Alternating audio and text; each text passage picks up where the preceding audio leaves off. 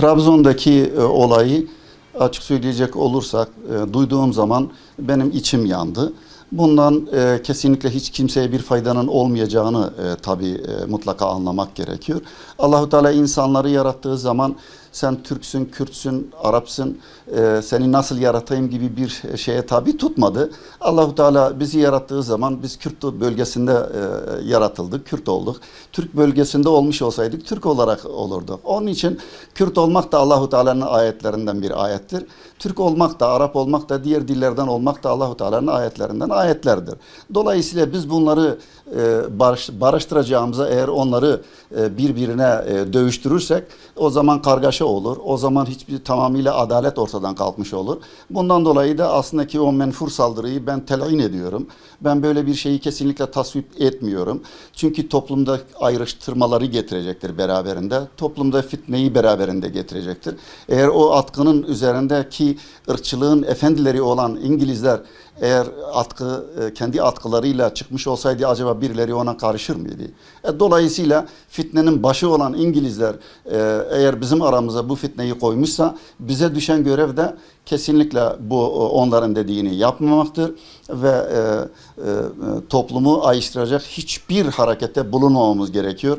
Yani Vali Bey'in de açıklamalarını ben şahsen çok tasvip etmedim. Böyle aldık, içeri aldık, onlar hakkında işte kanuni işlem yapılmıştır. Ne demek yani? Bu resmen onlar hakkında kesin olarak bunları potansiyel suçlu olarak görmektir.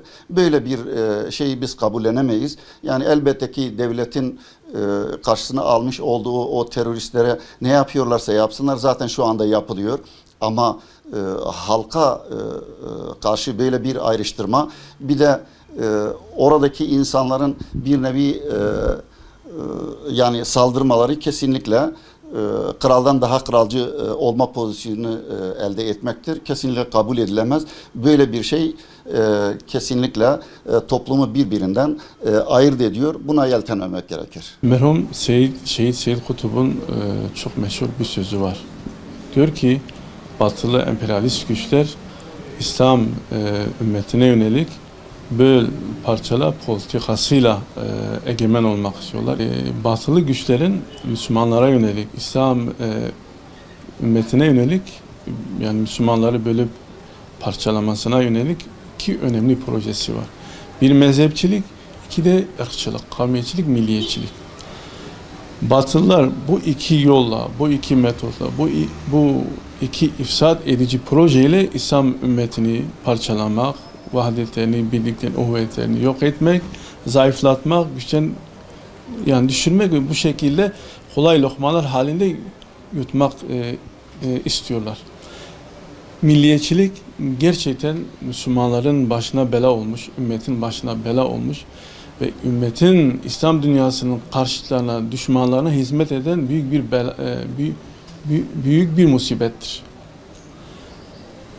Hükümetin ne yazık ki milliyetçi, ırkçı, ayrıştırıcı politikaları yüzünden ülkemizde halklar, Kürt ve Türk halkları birbirlerini ötekileştirmeye başlamışlar.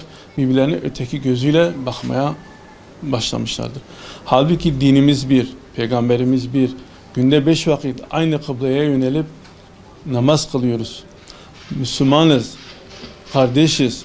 Asırlar boyunca Türklerle Kürtler beraber birlik içerisinde yaşamışlar, kız alıp vermişler. Çanakkale'de birçok yerde işgalcilere, düşmanlara karşı birlikte kıyam etmişler, savaşmışlar ülkenin özgürlüğü için. Türkiye'nin iki kurucu unsuru da Kürtler ve Türklerdir. Son yaşanan olay gerçekten çok üzücü bir olay. Kavmiyetçi, ırkçı, ötekileştirici bir durum. Farz edin ki o yerde bir grup İngiliz bayrağını açtı ve Fransız bayrağını açtı, Alman bayrağını açtı, Amerikan bayrağını açtı. O gruba Kürdistan bayrağını açan, ki Kürdistan bayrağı Irak'ta devletin ikinci resmi bayrağıdır. Kürdistan yönetiminin bayrağıdır. Uluslararası arenada meşru bir bayraktır. Bir ülkenin tanıdığımız bir ülkenin ikinci resmi bayrağıdır.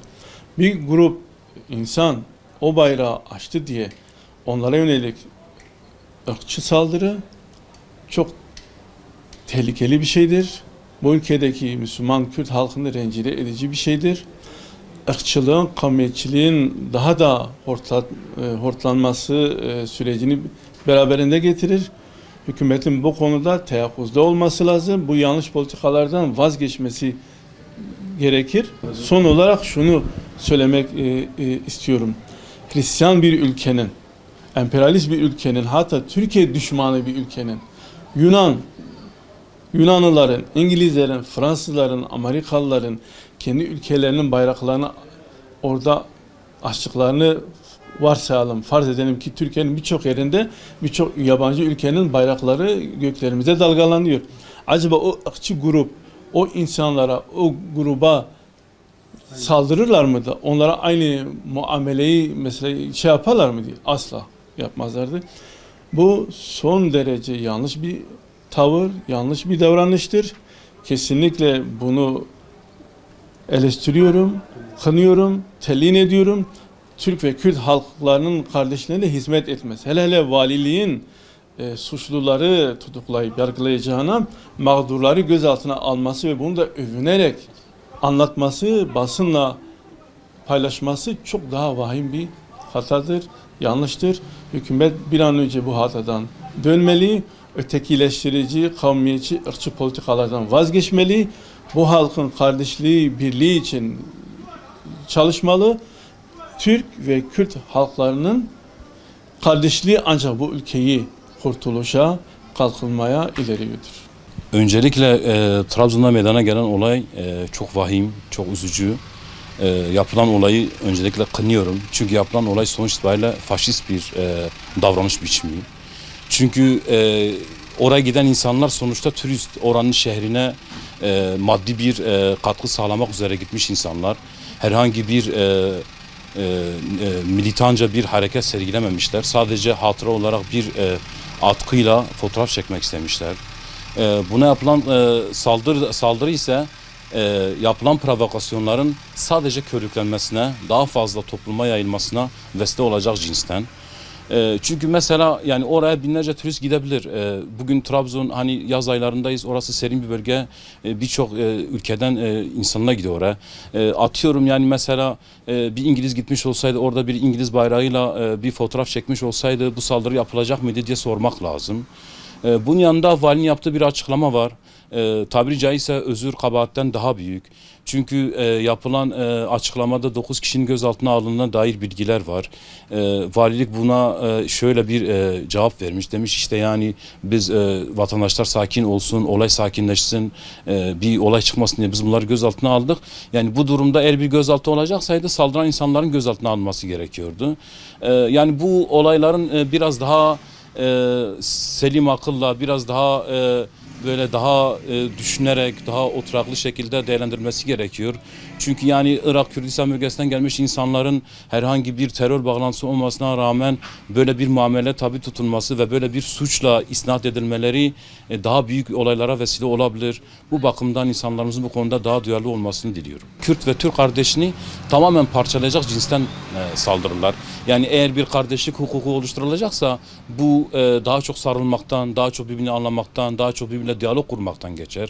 İnsanların oraya turist olarak gelmesi, oradaki halkı daha çok memnun edecekken, yani onlarla bir diyalog süreci geliştirmek gerekirken buna karşı sadece bir velev ki bayrak olsun, atkı parçası, atkı deniliyor ama yani velev ki bayrak olsun, yani sadece buna karşı böyle bir tepki göstermek, yani kelimenin en net anlamıyla bu bir faşistliktir, yani bu bir ırkçı saldırıdır. Bu anlamda Kürt ve Türk kardeşleri bundan kardeşliği çok yara alır ve bunu dile getiren insanlar da bunu biraz daha dikkatlice dile getirmeleri gerekiyor. Eğer kardeşlikse kardeşlik hukukunu geliştirmek üzere politikalar üretmesi gerekiyor.